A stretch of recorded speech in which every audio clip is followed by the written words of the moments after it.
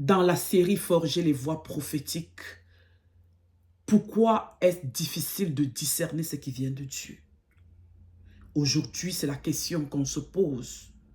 Et mon objectif aujourd'hui, c'est de te déculpabiliser et t'expliquer pourquoi la confusion arrive. Nous allons nous fonder, n'est-ce pas, sur certains passages bibliques, notamment dans 1 Corinthiens 2 au verset 14 et aussi dans le livre de Jacques, chapitre 1 au verset 5.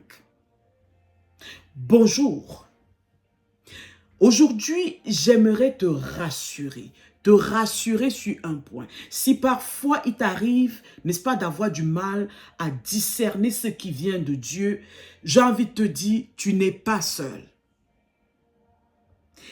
J'ai même envie de pousser plus loin pour te dire, c'est même normal parce que le discernement est un exercice. Il faut s'exercer à discerner. Oui, discerner ce qui vient de Dieu dans toute cette multitude de voix que nous recevons ou bien des messages qui viennent à nous, ça s'apprend.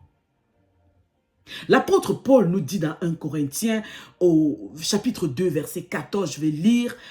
Il nous dit ceci, celui qui pense seulement de manière humaine n'accepte pas ce qui vient de l'Esprit de Dieu. Pour lui, c'est une folie et il ne peut pas comprendre cela.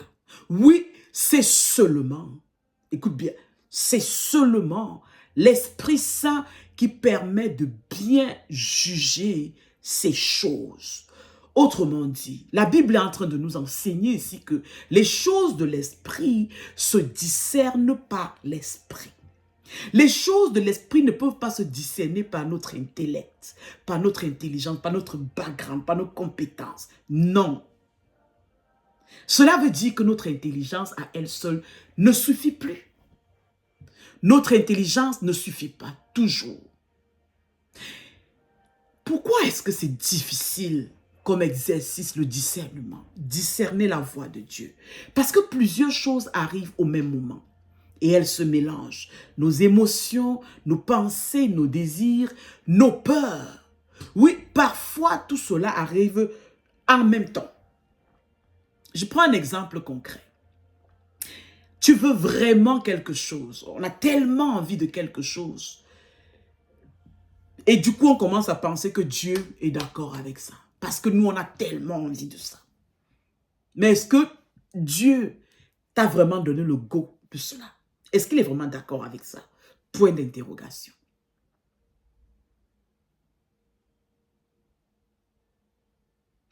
Le discernement s'apprend. C'est apprendre à faire la différence. Et la bonne nouvelle que je veux te partager aujourd'hui, c'est que Dieu veut te donner la sagesse. Oui, parce que tu es positionné et que tu es prêt, n'est-ce pas? Autrement dit, d'une façon ou d'une autre, tu es en train de lui demander cette sagesse. Dans le livre de Jacques, au chapitre 1, verset 5, il est écrit, si quelqu'un manque de sagesse, qu'il demande à Dieu. Et il va lui donner sans reproche, mais que la personne demande avec foi. Une seule condition, crois que Dieu t'écoute, que Dieu reçoit ta requête et qu'il t'exauce. Juste ça. Dieu ne veut pas te laisser dans la confusion. Ce n'est pas son but. Il veut t'amener à la place où tu discernes.